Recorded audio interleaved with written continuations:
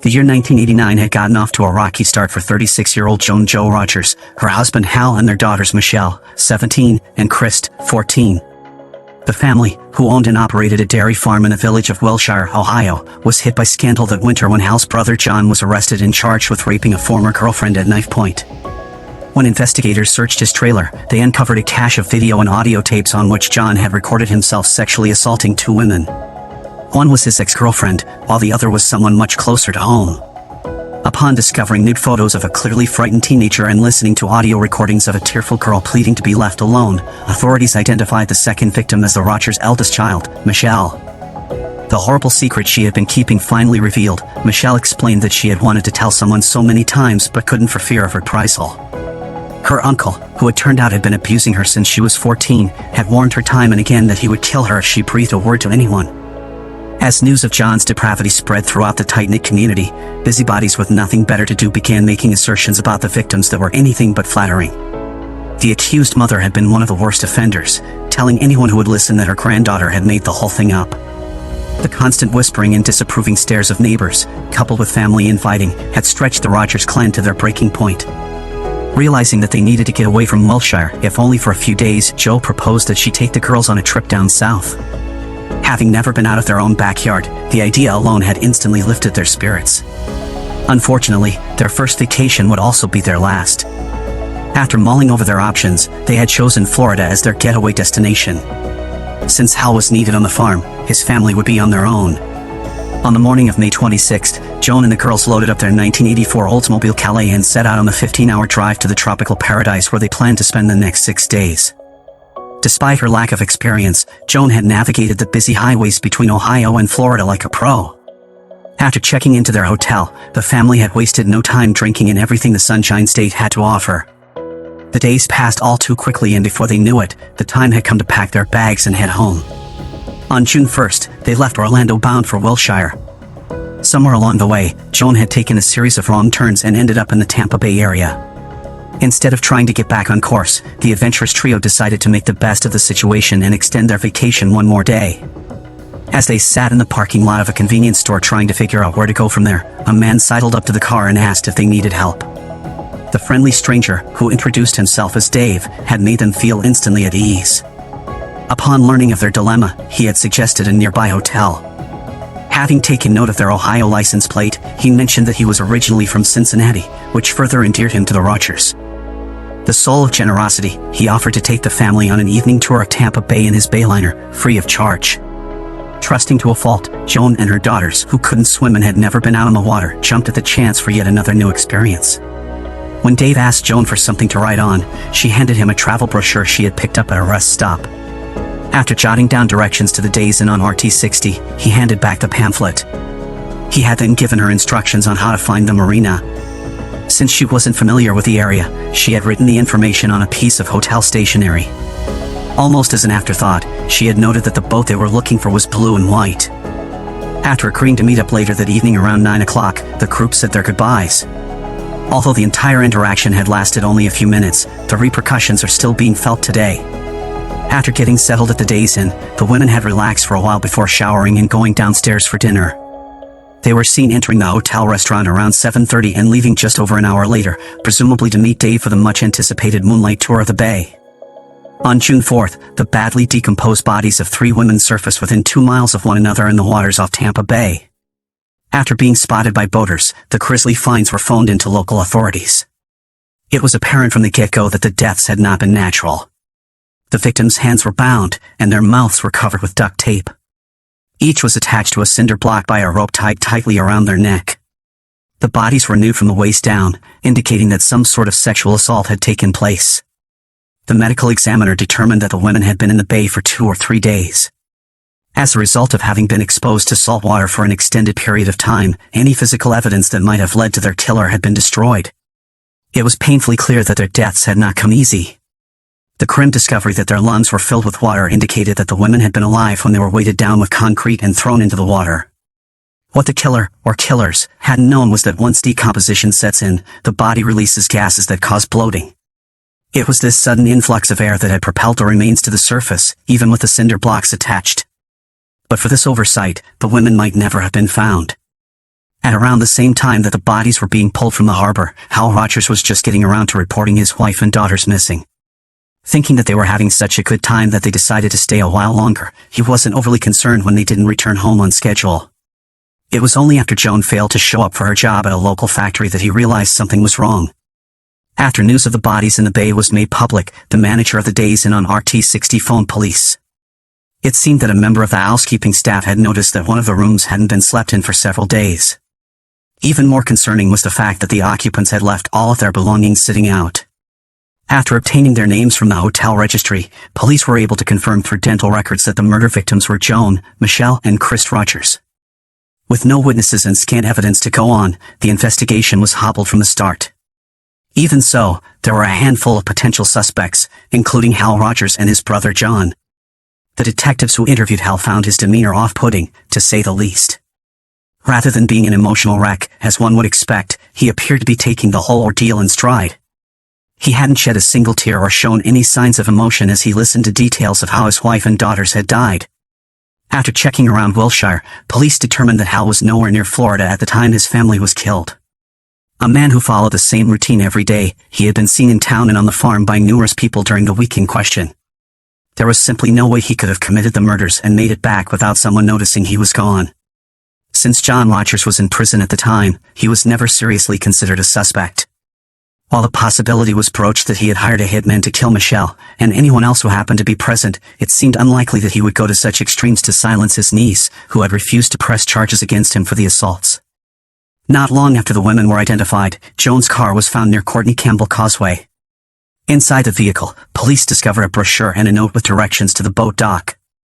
While it was later determined that Joan had penned the latter, the writing on the travel brochure remained a mystery.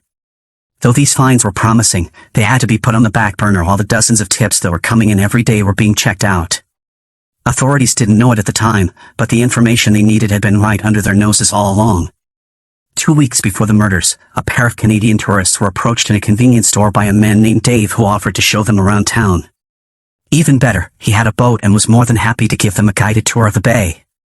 The women, 24-year-old Judy Blair and her friend Barbara Mottram, weren't sure what to make of the jovial man who had spoken to them as if he had known them for years. Sensing their apprehension, he had explained that he was the happily married owner of a successful aluminum siding business. As such, he was merely being hospitable. While Judy was quick to let her guard down, Barbara's gut told her to tread lightly.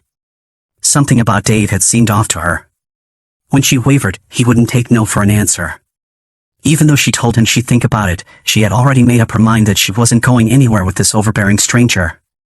After agreeing to meet at the dock later that evening, they had gone their separate ways. When the time came for the rendezvous, Barbara steadfastly refused to go. Judy, who saw no harm in a quick boat ride, went to the harbor, where Dave anxiously awaited. Judy later recalled that her tour guide's sunny demeanor had turned dark when he saw that she was alone. After asking what happened to her companion and being told that Barbara had declined to join them, he had become visibly agitated. After spending a few minutes trying to convince her to go get her friend, to no avail, he had plastered on a fake smile before leading his sole passenger for the night onto his boat. Once they were out of port, Dave had forced himself on Judy. When she protested, he told her that she had two choices: she could give in or be thrown into the shark-infested waters with her mouth taped shut, whichever she preferred. While neither was an attractive option, Judy chose to submit to the sexual assault. Afterwards, the man she knew as Dave headed back towards land. As they approached the coastline, he told her to swim the rest of the way, which she did without hesitation. After hurrying back to her hotel room, Judy had taken a shower, effectively washing away evidence of the rape that had just occurred. When she was through, she and Barbara went to the nearest police station and reported the attack. The officer on duty noted that she had shown no physical signs of trauma. She had also scrubbed off all traces of her assailant, which would make it nearly impossible to obtain a conviction if they did happen to find Dave. Still, in an effort to appease the clearly distraught woman sitting across from him, the officer had a sketch artist draw the face of the suspect Judy claimed had assaulted her aboard a dingy blue and white boat. The artist's rendering was distributed to neighboring police agencies but stirred little interest. It was only after a suspect was named in the murders of the Rogers family that the face on the flyers came back to haunt members of law enforcement. 3 long years after Joan, Michelle, and Chris were last seen alive, investigators came up with an innovative idea that they hoped would flush out their killer. Convinced that the handwriting on the brochure was the key to solving the case, police plastered a reproduction of the note on a billboard along with a public plea to help find the person responsible for the murders. Within days, the experiment paid off. Their godsend turned out to be Joe and Steffi, a former neighbor and client of an aluminum siding installer named Oba Chandler. After comparing the writing on the billboard to a signed work order she had been holding onto for years, she knew without a doubt that the penmanship was one and the same. Confident that she had what the police were looking for, she gave them a call. An expert in the field confirmed that the handwriting on the travel brochure and that on the contract signed by Chandler were a match. Coincidentally, at around the same time, the sketch of the man who had raped Judy resurfaced. When placed side by side with a photo of Oba Chandler, the likeness was uncanny. The house of cards they were constructing getting stronger each day, agents went looking for this promising person of interest. Chandler would prove more elusive than anyone had anticipated. Having seen the billboard and police artist rendering of the suspect in the attack on Judy Blair, he had sold his boat and fled the area. Thanks to a statewide effort, he was finally apprehended on September 24, 1992, over 130 miles away in Port Orange. When questioned, Chandler said that he had no recollection of ever having spoken with the victims. When shown the notes that were found in Joan's car, he changed his story and admitted that, while he had helped them find a hotel, he had not taken them out on his boat. Since all ship-to-shore communications are entered into record, officials presented Chandler with documents showing that someone had made 5 calls from the harbor to his home between 1 o'clock and 5 a.m. on June 2nd. He admitted that he was on the water on the night in question but had been alone. As for the calls, he had engine trouble and had phoned home to let his wife know he would be late. When Judy Blair was asked to view a lineup, she had pointed out Oba Chandler as her assailant. After being confronted with her accusations, he agreed to share his version of events. The way he remembered it, the sex had been consensual. The allegations of rape were simply a jilted woman's way of saving face after the fact. Detectives who knew more about Chandler than they let on hadn't believed him for a moment. They couldn't prove it, but they believed that he had intended to rape and murder both Judy Blair and Barbara Mottram. When the latter failed to show, he had been forced to alter his plans. Although he had gone ahead with the rape, which he felt he could talk his way out of if necessary, killing her was now off the table. He knew that since Barbara had seen his face and knew what he did for a living, she would have sent him to death row if her friend turned up missing. It was thanks to her instinctive distrust of Chandler that she and Judy walked away from the encounter in one piece. Sadly, the same couldn't be said for Joan and her children. Though he claimed to be a stand-up guy, Chandler was anything but. With at least 2 previous charges of sexual assault on his record, he was no friend to women. Married and divorced several times over, he fathered at least 8 children, one of whom now describes him as a monster. With evidence piling up against Chandler, including a palm print that was lifted from the brochure, it was only a matter of time before he was indicted for the murders of Joan, Michelle, and Chris Rogers Judgment Day. When his trial got underway in 1994, a string of witnesses took the stand to hammer nails into his coffin. Among them was Judy Blair, who told her harrowing story to the packed courtroom. A former coworker named Rollins Cooper testified that Chandler had come to the job site on the afternoon of June 1st bragging that he had a date that night with 3 women. Certified mechanic James Hensley had sworn under oath that Chandler's boat, which had been turned in by the new owner, was in perfect working order and showed no signs of the makeshift repairs that had supposedly been performed on the night of the murders. On November 4, 1994, the jury found Chandler guilty on 3 counts of first-degree murder and sentenced him to death by lethal injection. He sat on death row for the next 17 years at the Union Correctional Institute in Rayford, Florida. In all that time, not one person visited or even applied for the privilege. When Chandler's execution date rolled around on November 15, 2011, Hal Rogers had a front row seat. As the clock ticked down, he had sat stoically while the man who had taken so much from him prepared to pay the ultimate price for his crimes. When asked if he had any last words, Chandler had declined to speak. Instead, he handed over a note proclaiming his innocence, which he requested be delivered to state representatives. Less than 10 minutes later, he was pronounced dead. Upon reading the contents of the letter, the prosecutor who had helped put Chandler away scoffed and uttered an expletive. It was lost on no one that the handwriting was eerily similar to that found on the brochure in Joan's car.